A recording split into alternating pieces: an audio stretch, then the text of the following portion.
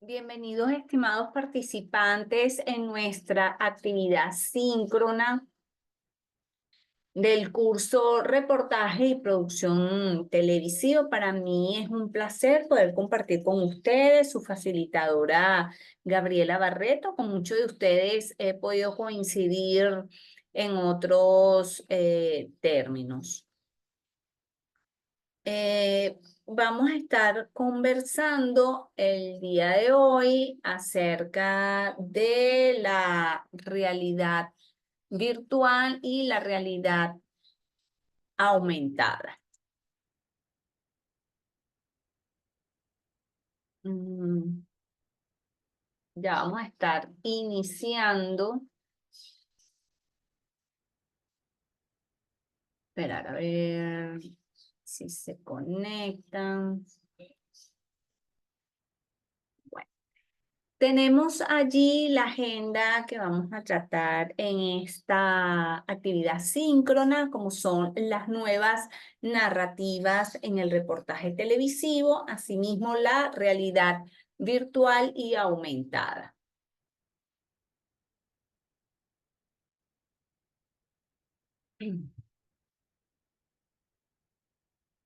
Ok, sí está grabando.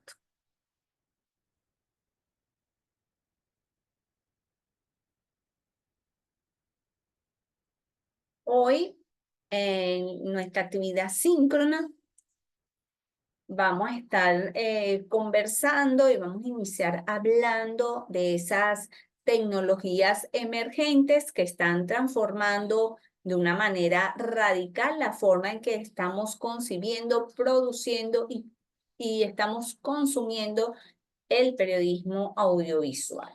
Nos vamos a enfocar en dos ejes que para mí son fundamentales en las nuevas narrativas del reportaje televisivo y la integración de lo que es la realidad virtual y la realidad aumentada en nuestra labor periodística. Primero, vamos a abordar lo que son las nuevas narrativas en el reportaje televisivo. En el reportaje televisivo tradicional está basado en una estructura mucho más rígida, voz en off, testimonios, bueno, sus recursos visuales, pero esto ha evolucionado para dar respuesta a una audiencia que está súper, hiper conectada y habituada a la interactividad.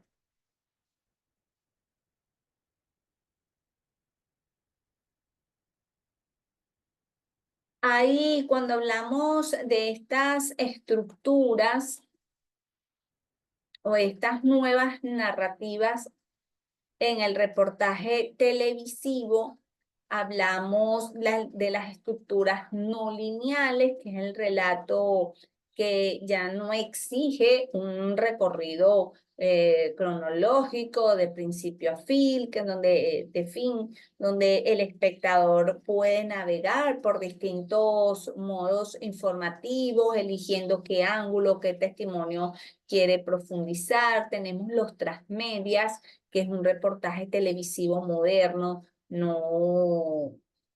ya que no acaba solamente en la pantalla chica, sino que la emisión principal conecta con contenidos complementarios en plataformas digitales, redes sociales, podcast, logrando que cada canal aporte, por supuesto, una dimensión única de la historia. También tenemos los ritmos visuales, los storytelling dinámicos. Esta influencia de estos formatos digitales imponen un lenguaje visual mucho más ágil, con un uso narrativo, por supuesto, intencional del montaje, las infografías animadas y la integración de lo que es el periodismo de datos mediante gráficos explicativos en pantalla.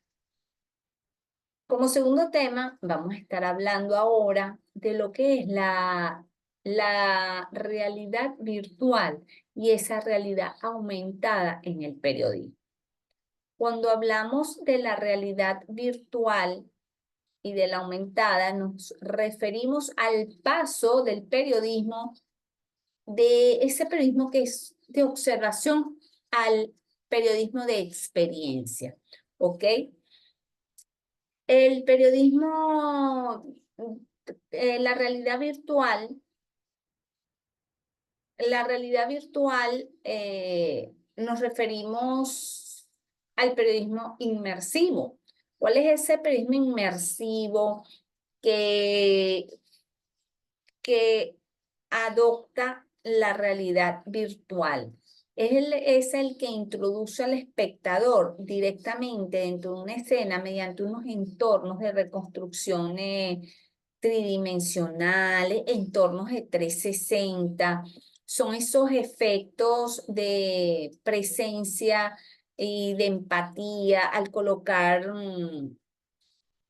un visor, explorar un video de 360 en un dispositivo móvil. El usuario deja de ser un testigo distante y experimenta una sensación de presencia física en los lugares de los hechos, por lo menos en desastres naturales, por ejemplo, en zonas de conflicto, solamente por nombrar algunos ejemplos. También tenemos entre una de esas de esos aspectos que caracteriza esa realidad virtual, tenemos los desafíos éticos, porque la alta carga emocional de la realidad virtual exige un rigor ético.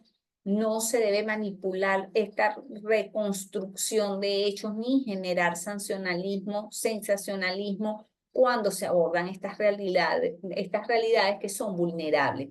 Y esto es un tema que, bueno, que actualmente está muy en tendencia, ha sido muy discutido estos desafíos en cuanto a estas realidades virtuales y aumentadas y todo esto de la inteligencia artificial.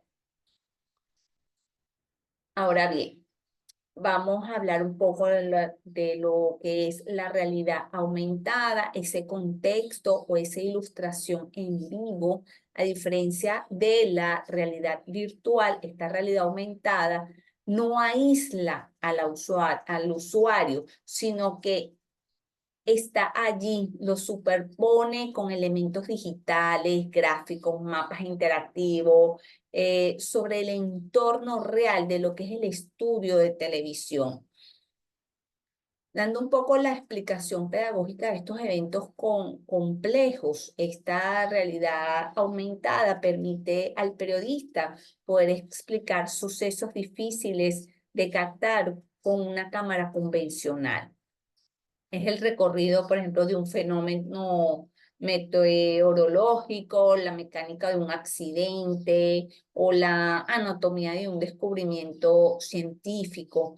Mejora esa comprensión espacial, muestra maquetas virtuales, tridimensionales en el set, ayuda a que esa audiencia se involucre, se acorten las distancias, las proporciones en la forma, de forma inmediata, que sea intuitiva. Realmente la experiencia de la audiencia con la realidad aumentada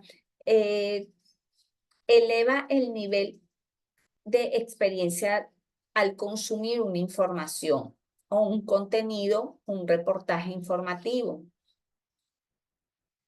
La incorporación de estas tecnologías, no cabe duda, en el reportaje televisivo, no debe responder a un o sea, no debe responder solamente a algo técnico o algo de estético, porque ciertamente los reportajes aportan mucho valor estético y tecnológico, pero no podemos dejar de un lado, ¿verdad?, lo que es la calidad de la investigación, que realmente esa es la clave del éxito, la esencia de un reportaje televisivo.